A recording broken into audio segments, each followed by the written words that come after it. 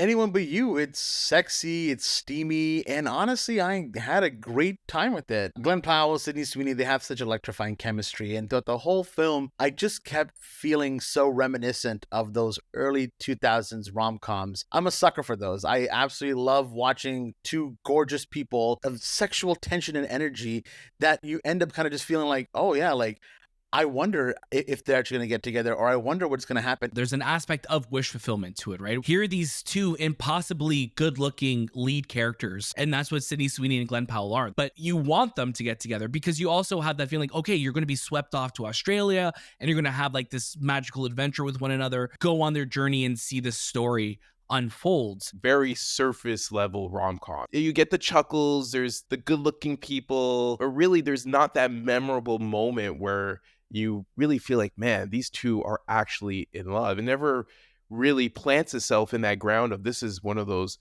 memorable rom-coms that you want to watch again. Hello and welcome to the movie podcast review of Anyone But You.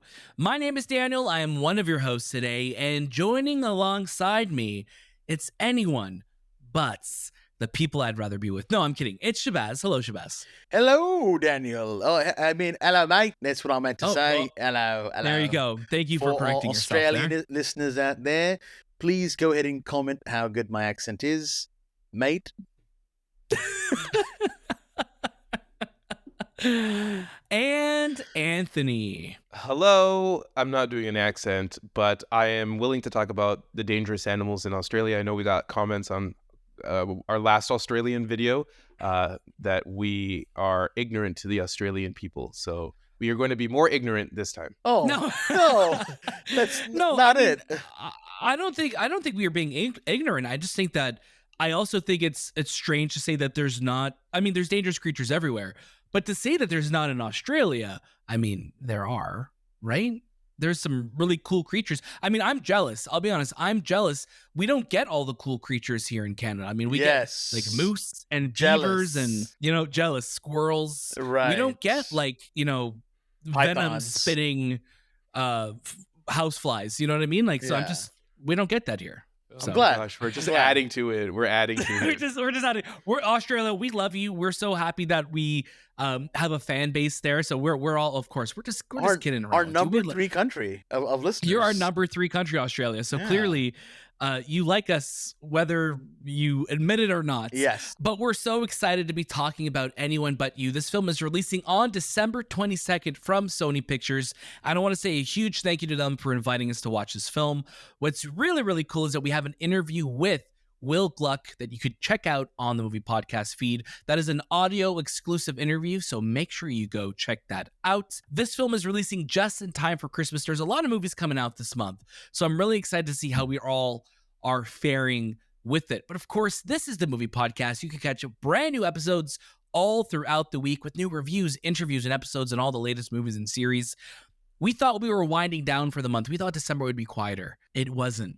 It really wasn't. We have a brand new episode for you every single day this week, sometimes multiple episodes on a single day. We're really giving you all of your Christmas presents right away. So we're giving that to you right now. So make sure you go check out all the incredible episodes that we have coming your way. Let's get right to it. Anyone But You stars Sydney Sweeney and Glen Powell. Like I said, it's going to be in theaters on December 22nd, and it's a play on the Shakespeare play, Much Ado About Nothing. So there's a lot of confusion, there's a lot of misdirection, and then we'll see what happens at the end. But Shahbaz, I would love for you to start us off. Give us your first reactions to Anyone But You. Anyone But You. It's sexy, it's steamy, and honestly, I had a great time with it. Glen Powell, Sydney Sweeney, they have such electrifying chemistry, and throughout the whole film, I just kept feeling so reminiscent of those early 2000s rom-coms. I'm a sucker for those. I absolutely love watching two gorgeous people just try to fall in love with each other and go through all the mishaps that happen during the course of a rom-com. And Will Gluck, he's done some, very famous rom-coms. You look at Friends with Benefits, you look at Easy A. All these movies are just such great pieces of this of sexual tension and energy that you end up kind of just feeling like, oh yeah, like I wonder if they're actually going to get together, or I wonder what's going to happen. Even though you've seen the story 100,000 times, you still kind of feel like, oh, could this be a little different? With Anyone But You, it plays it safe, but again, it leans into exactly what it is. And I think that's what I love so much about this movie. The comedy really hits. There's some really funny side characters. Daniel, I'll save your favorite for your reaction. Don't worry. But overall, Glenn and Sydney, they're just so good to look at. And Glenn is very charming. He has this level to him that you're just kind of like, I really am gravitating towards what you're saying. And Sydney Sweeney, she just has this look. She's very popular right now as well. She's been in Euphoria, and now here we go. This is going to be that launch into her stardom for movies, because shortly after this, in a few months, we're going to be seeing her in Madam Web. I think audiences are going to have a really good time with this movie, especially around the Christmas time, where you might be seeing a lot of movies coming out, but where's that one romantic comedy that's kind of fitting into your equation? This is that film. Go with your loved one, have a good time, and just feel that sense of, I don't know, relaxation, that feeling that you haven't really gotten from a movie in a very long time. There's nothing too intense in this. The stakes aren't very high. You're just gonna go in, have a good date night, and then walk out and be like, I had a lot of fun with that movie. What's interesting with Anyone But You is that there's an aspect of wish fulfillment to it, right? Where like, here are these two impossibly good looking lead characters, and that's what Sydney Sweeney and Glen Powell are. Like, they are just like, you guys are too good looking, and you're having like these head on collisions, and you're doing your thing, but you want them to get together because you also have that feeling, okay, you're going to be swept off to Australia and you're going to have like this magical adventure with one another. So they're not really having any real issues or problems. It's such like, it's so like made for the film, but that's also what I think was so fun about it for me, is that there wasn't any real requirement on my end to have anything other than a good time watching it, or just to go on their journey and see this story unfolds. There's a lot to unpack with this movie, and I want to talk about more. But Anthony, I would love for you to start us off. Give us your thoughts to Anyone But You. Rom-coms have always been like a weird thing with me when it comes to certain movies that I like. I very much enjoy the 90s rom-coms. You've Got Mail, which is today 25 years, which is wow. I was reading in an article, and one of my favorites. Really, really well done.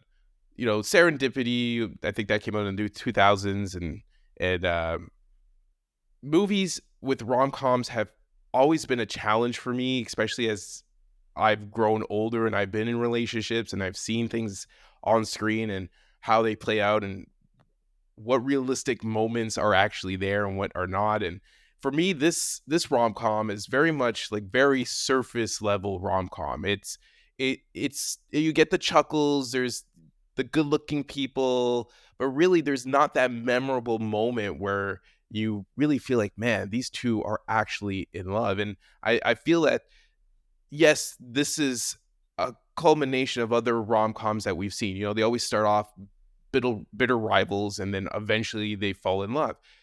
Very similar to all those stories. That's what this story is all about. And I just wanted something more from this movie. I wanted something to laugh with. I didn't find it funny, and my sense of humor is a little bit different than you guys, and you know that. And I just wanted to.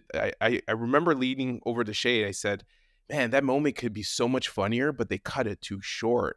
And that's where I'm like, "Man, this movie, it has the potential, but it never really succeeds. It never really plants itself in that ground of this is one of those memorable rom-coms that you want to watch again." And after the end of this movie, I just kind of like forgot about it. I really didn't think about this movie that much. And I think it's because there's a lot of things in here that are very quick and short, and there's never really a buildup of this relationship. Sydney Sweeney's character meets Glen Powell's character, and within 24 hours, she knows that this is the guy. And that just doesn't make sense to me in 2023. I feel like that stuff is so out of touch. It's like, those are the relationships that usually end really quickly. And seeing these two, especially because they're so good looking, it didn't anger me, but it's just a little frustrating because it's You're so too good looking. You guys are too good looking. It's like, shit, man, is this a spinoff of Top Gun? Is this Hangman after he's done his playing, because that's what he feels like. He feels like the Hangman character, even though he is the strongest character in this movie.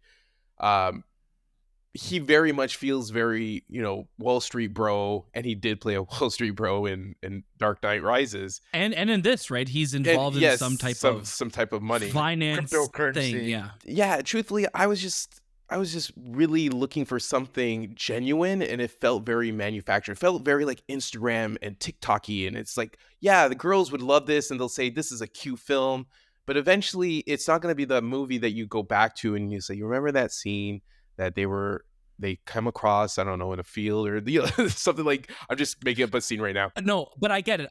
I totally get that, because you look at the history, and especially if you bring up You've Got Mail, you look at Sleepless in Seattle, you're looking at like the Meg Ryan, Tom Hanks, those films that we've been watching for like 25 years now.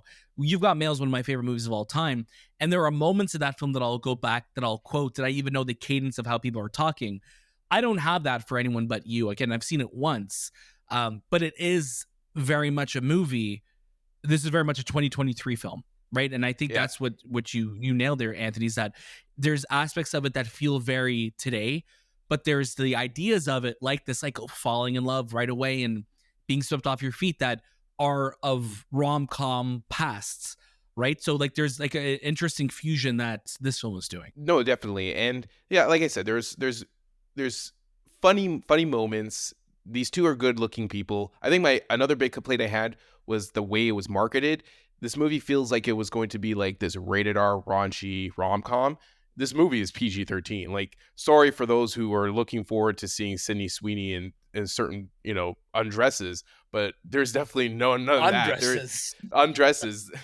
There's a lot of Glen Powell too. Glen Powell too. And you know what? I would say Actually, Glen Powell you has see more Glen Powell. more nudity of Glen Powell. A lot more Glen Powell, yeah, for sure. And that was like, I was expecting something more. I was expecting like maybe American Pie type of raunchiness to the comedy and tying that together. But yeah, the marketing for this really puts it into a different platform where this is going to be something completely different than you expected. But man, this is more of like a PG-13, maybe a rated A in Canada.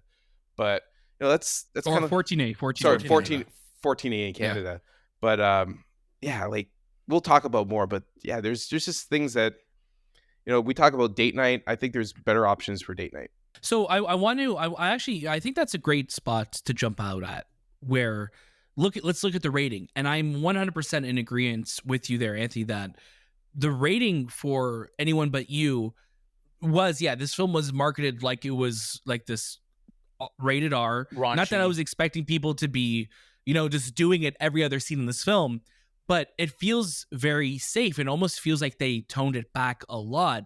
The real reason I feel like this movie got its R rating is because of the language, and there's a lot of F-bombs in this film, and I think that is just the nature of how a lot of people talk now, and a lot of people use profanity when they're speaking, and that feels natural when they're talking. So when I was watching this, especially because it's rated R, whenever like a pair of breasts was shown or anything like that, I'm like, it caught me off guard, because in my head, it didn't feel like that type of movie. Right. It just felt like it felt like a rom-com. So whenever you saw nudity in it, you're just like, oh yeah, this is that film. Like that, this is a R-rated film, so it can do that. But because you feel so used, like the way they talk is like the way we talk. Like they'll drop profanities and F-bombs and all the swear words in the universe. But it's like you're like, oh, that's why it's really getting its R rating. So whenever those moments that pop up, they felt a little bit more out of place than anything else. I don't know if you guys felt that as well too. I think when you look at like raunchy comedies, right? Like the not only is the dialogue, but it's what they're saying as well that usually kind of pushes the envelope. In this film, like you're saying, Daniel, they're talking like how we would normally talk. So because that feels so natural, when you get a penis scene or you get a breast scene, it's always kind of like, oh, okay, like, yeah, I forgot, like, this can happen in this movie, and it kind of almost catches you off guard a little bit. So I agree. Like, when you have a rated R film, it's almost like you kind of want to either exercise that option a little bit more, like maybe have a couple more bottomless and topless scenes that kind of really that don't really shock you when they happen or really surprise you, because as they're meant to be natural in this film, they end up being jarring instead. Yeah. And I mean, like, again, and not to compare films, but how else am I going to bring up Oppenheimer in every single episode that we do? But there was more nudity in Oppenheimer. So like, it's just funny It's true. that was like the reality of the situation. But the film as a whole, I had a really good time with it. Like I was saying earlier in the show, I think Glen Powell and Sydney Sweeney, they make a really good couple. I mean, we saw, their chemistry at CinemaCon and how they've been marketing this film. It's been very fun that they've been playing into that. And I think they're really fun to watch together too. And the way they meet, it's very traditional meet cute in a rom-com. And then they had like their kind of one night stand, and then it flash forwards to a year later. Like it's a pretty big time jump where I feel like 6 months, I believe. 6 months. Yeah. So it's still a pretty big time jump. But what always makes me laugh in these type of films where it feels like the big issue that they had could have been solved in the conversation. Right. And I think that's always like what's so funny to me in some of these films where it's just like, yeah, she left and then he said these things and it's like there was a misunderstanding, but like if they literally just sat and spoke to one another, they became like mortal enemies right away when they reconnected with one another, which was just really funny to see. And I felt like they were just playing into the dynamics of it. And again, this is based off they're leaning into the Shakespearean elements of this, so you're going to have those misunderstandings, you're going to have those character moments that are going to feel more true to a Shakespeare play where they're playing it up for whatever the event is or for the stakes of that situation. But when we get to Australia, I think that's where it really starts to become like that 2000s era, rom-com, like was it Monster-in-Law or Made in Manhattan or things like that. Like there's elements My of Best it where Friend's Wedding. My Best Friend's Wedding, like things like that, where that's more 90s, right? Yeah, but that also starred Dermot Mulroney, who is in this movie as well. That's true. Yeah. So like you have like this film could have easily been made 20 years ago with J-Lo starring in it. You know what I mean? Like it or like it had like that vibe to it, or Sandra Bullock, where it'd be like, oh, like this is whoever's big at that time and being in those roles. So it's not like the script feels very I guess elevated from that, but there are obviously elements of it being in a modern day present. But I actually had really fun with it. I think the setting of Australia was gorgeous, and I think how could you not like fall in love in an environment like that? But what I did want to shout out was Joe Davidson, who is big Australian in this film. Literally, he's a massive Big buff Aussie. Australian dude who so funny. I think any scene that he's in, I wish he had more in this movie because he stole so many scenes in this movie with his comedy, with his one-liners, whatever was happening. He was just so fun to watch, and he was a great character in this film. And he almost felt like he just felt like almost like a cartoon character in this world, but it was really funny. And I like those dynamics. And obviously you're going to go on the waves of like, are they going to be together? Are they not going to be together? Are they going to, is it going to split up? But I actually really liked where this film went, even though it felt safer and predictable. I think it's good counter programming to everything that is out in theaters right now or will be out in theaters. So if you are looking for that date night type movie, that this is an option there for you. But didn't you guys feel like Sydney's character she just was in a relationship, she gets out of a relationship, she gets into another relationship, and she's almost like that type of girl that's like, I need to always be in a relationship to like live my life. And I'm like, that's so not 2023. It's like you need to. There's so many women out there. They're just like, I don't know. I feel like right now more than ever that the idea of always being in a relationship is not as what it was in the past, because traditionally, you get married, you have kids, and you start your life. But you're living in a world also where people meet via apps so often that I have friends that they can't be single. Like they'll finish a relationship and are so quickly right back onto Hinge or Bumble or Tinder and she's immediately crying, in another dude. relationship. She's crying. Yeah, but She's it's also crying like to the point none where of it like felt unreal. you're not even 30 years old yet. You're still can like live your life. Like it's things like that. Just it was so like, oh. But there are people like that out there, right? Like you, Yeah. like you're and that's talking about the something reality of the personal for younger you. generation too, right? Yeah. So and that's but it's so true. Like that's I think also just a reality of the way the world is now with how relationships start. It's not you know, it's not like meeting on a like you. It's funny because like you look at You've Got Mail, they met in a online chat room.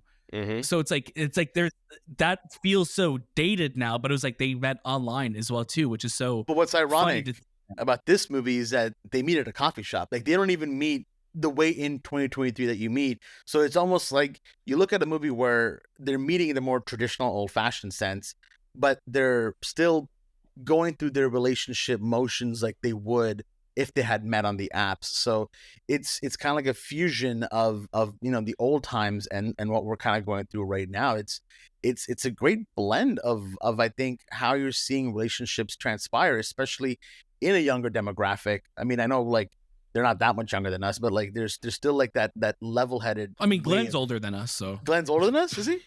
yeah, Glenn's older than us. Not He's me. mid. Not you. He's yeah, mid-30s. Glenn. Yeah. But you know what? I was recently watching You've Got Mail, and it was so funny that I had this almost like this what do they call it, like Epiphany? Epiphany. yes, where they were trending in the sense that they were meeting through the internet when the internet wasn't even around, right? Like this is Right. 1998, so probably when they shot it was 96, 97, and that's how they met. But nowadays the only way we meet people is through an app. We don't meet them like in this movie where they meet in a coffee shop, which is like I guess the most genuine part of this film. Yeah, traditional meet cute, right? Yeah, and I was just shocked that, man, they were so ahead of their game. They didn't even know what Yeah, they really right? started, what the internet really started, and what they actually captured at that time, and what we are now. It's one of those movies you're just like, wow, like they were Nostradamus in a sense when they probably weren't, like they weren't They thinking saw about it, that. right? Like no, but it was just like, oh, like they were probably thinking of like what's the most cryptic way to meet somebody right now, and it's like, oh, in an online like Chat room. AOL chat room, You've Yeah. Got Mail. Like it's just so funny that that was the case. But I think something that you said earlier, Anthony, or you may have told us after we were watching it that there's a sense of it being superficial. I think 100%. Yeah, I mean you have the two gorgeous people leading this film. Not that their performances are they are superficial, but the situations that they find themselves in is like these people aren't going to have any normal people problems, right? Like they are going to a country to have a wedding and like all expenses paid. Like it is literally a dream like scenario, and I think that's what people will enjoy so much about it, or at least be able to turn off their brain and go on that journey and be like, I just want to watch something that will give me a happily ever after at the end. You know what I mean? I think when we had our conversation with Will Gluck, and he kind of spoke about like, people just right now with the way the world is, they just want to have a good time and go watch a movie. This movie does provide that. It provides you to kind of just forget about what's happening, and you just laugh and see beautiful people, and then you just kind of walk out of this movie. You don't carry the baggage home with you. You don't really worry about too much, but you just kind of have like a fun time. And I think that's all this movie is really asking us to do, is just have fun. Let's get to our final recommendations of Anyone But You. Shahbaz, I'm going to get you to start us off. You want to go on a date night? You want to, leave the kids at home? You want to just have a fun time? Go watch this movie. I think you're going to have a good time with it. A lot of the movie theaters now are addressing the issues of big screens and lots of people in them, and they have these great VIP-like experiences. This is the movie for that kind of experience. You'll get some nice wine. Maybe you'll recline in the sofa and just watch these two really gorgeous people frustrate the hell out of you because they should just be together, but they're not. So there's a lot of things like that. But again, like Anthony was kind of saying, it's probably not for everybody, and I don't think that it's a must watch. But in a time like this, you're getting closer to the holidays. You want to stay indoors. You want to be a little warm. Yeah, go watch it. I think have a good time. Yeah, Shay, I'm right there with you. I think this is a great date night movie. I think it's hilarious. I think it's very sexy. And I think for me, when I look at, what we've gotten in the most recent years, this is one of the best romantic comedies that we've gotten in recent years, because it's been a while since we've really gotten one of this scale on the big screen. I know we had like Ticket to Paradise last year, and there's been some others, and I like that rom-coms are coming back to the theaters because we need them there. I think that's where they really thrive, and I think Glen Powell and Sydney Sweeney are really fun to watch together. There's some really great fun moments in it. No, it's not the most original film. No, it's not going to reinvent the wheel, but I think just as a fun time at the theaters, this is what it's going to deliver for you. Anthony, take us home. If you're looking for a date night movie, skip this, take your girl or your boy and go to see Iron Claw, because wrestling is the best. Wrestling is the biggest date night movie out there. No, why would my fiance disagree with that? Your fiance will probably agree with that, just because girls love the wrestling, the soap opera of it. But getting back to this movie, for me, how I feel about it, I'm not the biggest fan of it. And I feel like there are so many other things that you could do with your fiance or your girlfriend or boyfriend that you can spend that time and that money with. And, go make a candle, go paint and drink wine, go go to Australia. What's the new one that they're doing? Like, go learn how to cook, bake tiramisu at Italy. There's so many things that you could do. But I would say add this to your queue and skip it in the theaters. I love it. Okay, that's great. I love that you gave so many options for them to do. That's great. We should start just like giving those links below. The Bachelor. That was the movie podcast review of Anyone But You. Don't forget, we have lots of episodes, lots of reviews, and lots of content coming your way. Make sure you follow us at the Movie Podcast on Instagram, X, TikTok, Letterboxd, wherever you are. The Movie Podcast will also be there. We have lots of episodes in the bank for you. So if you're looking to, hide from the loved ones over the Christmas break and you want to hang out with us, do that. Pop on an episode, jump in our Discord. Let's have a great conversation. Everything you need to know is in our show notes below. And if you're watching this on YouTube, please like, subscribe, leave a comment below. A like goes a long way for us. And check out all of the incredible interviews that we have out now. There's lots more to come in the new year. We're so glad that you're here. That was This Time with the Movie Podcast, and we'll see you next.